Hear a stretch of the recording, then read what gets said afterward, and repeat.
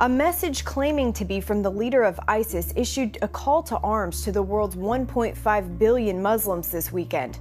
The voice claims to be Abu Bakr al-Baghdadi, rallying support for the Islamic State.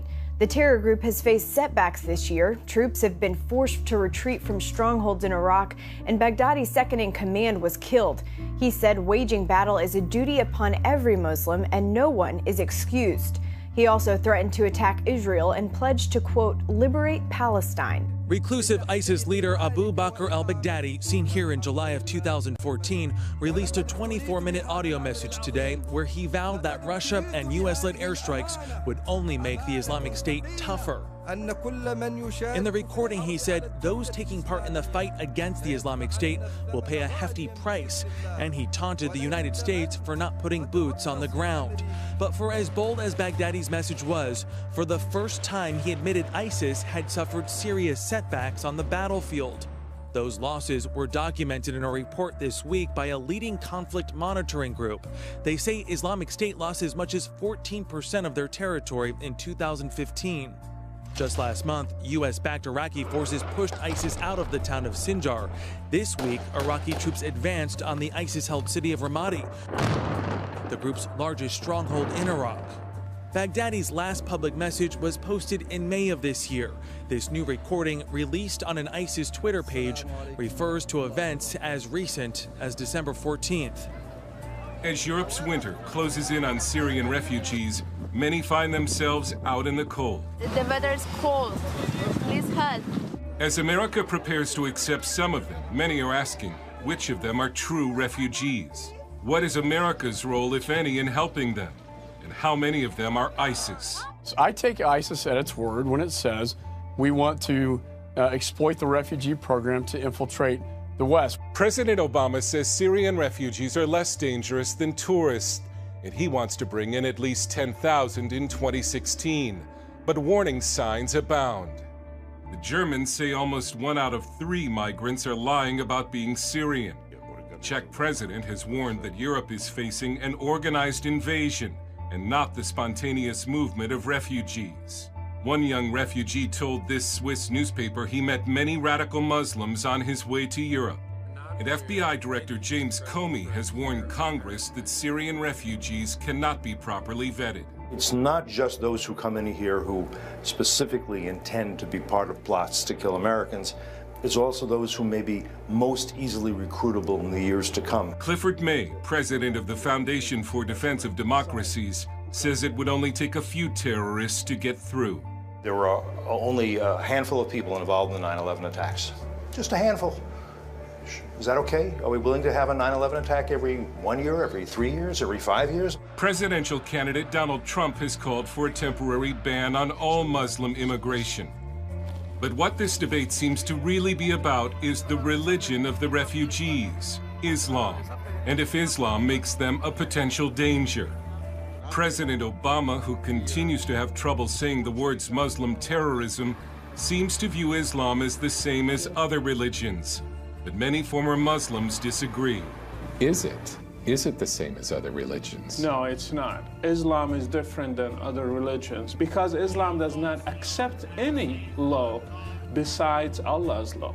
We asked Brother Rashid, a former Muslim who now hosts a popular Arabic TV program called Daring Questions, if some Muslim migrants are coming to the West not as guests, but as conquerors. Of course. I have family members in Europe and they think the same thing. I visited them and they think that Europe, they hate Europe, they hate the West, they hate their way of life, so they are there to change them. Brother Rashid says he does not believe, as some do, that every Muslim is a potential terrorist, because he says many Muslims are not serious about their faith.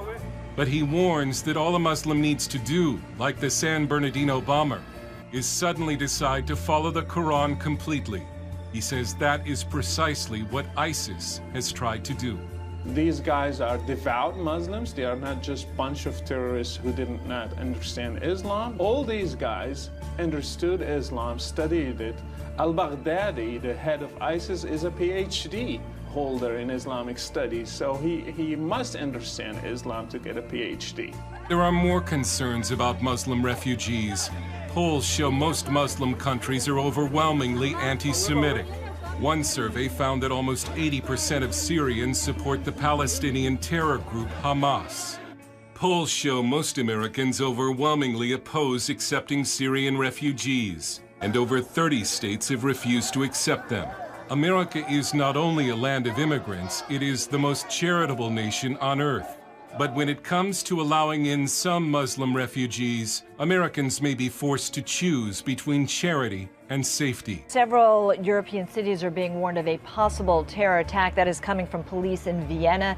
They received a warning from a friendly intelligence service, and they are now taking the necessary precautions just to make sure that nothing happens. There's increased vigilance in terms of empty suitcases and bags, a lot of people traveling, obviously, and they are making sure that high public events, a lot of people, are also being monitored closely. People are very concerned because of the number of threats that they're following right now. The threat that you just mentioned was briefed to the president just before he left on his vacation to Hawaii, and it basically talked about possible attacks in three major U.S. cities, and those are New York City, Los Angeles, and Washington, D.C. Now, this threat was a single source. It came from a source overseas, and it was not corroborated. But that said, officials have to treat it very seriously. So we know, for instance, here in New York, the FBI, New York and Washington, and in Los Angeles, the FBI is increasing the number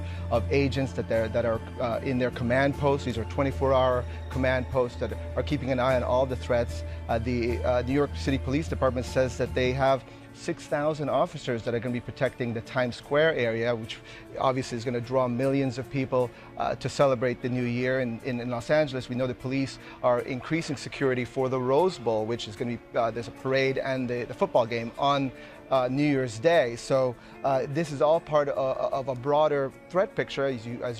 As we've discussed on the air today, the officials in Belgium and in Turkey say that they have thwarted possible attacks tied to the New Year's holiday. Distraction turned deadly for a man who fell off a cliff in San Diego on Christmas Day.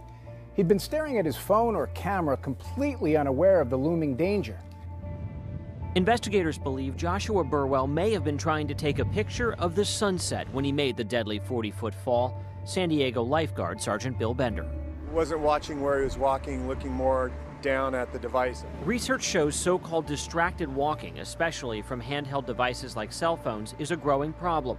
The number of ER visits for related injuries, most often due to falling, doubled between 2005 and 2010 to more than 1,500, with millennials ages 21 to 25 the most likely to get hurt. It's important to recognize this as a problem. Orthopedic surgeon Dr. Claudette Lejean believes the true number of injuries is even higher. When they come into my office, for instance, they'll have an injury and they'll say they tripped over the curb, but they'll never admit that they were looking down at their phone instead of looking in front of them. Mall security cameras captured this woman who was so focused on her cell phone, she walked into a fountain. This man, talking on his cell phone, fell right off the train platform. We spotted Jordan Benston video chatting while crossing a busy New York street. I know I shouldn't, but I still do it. Kelly Davis was working away on her phone as she walked to lunch.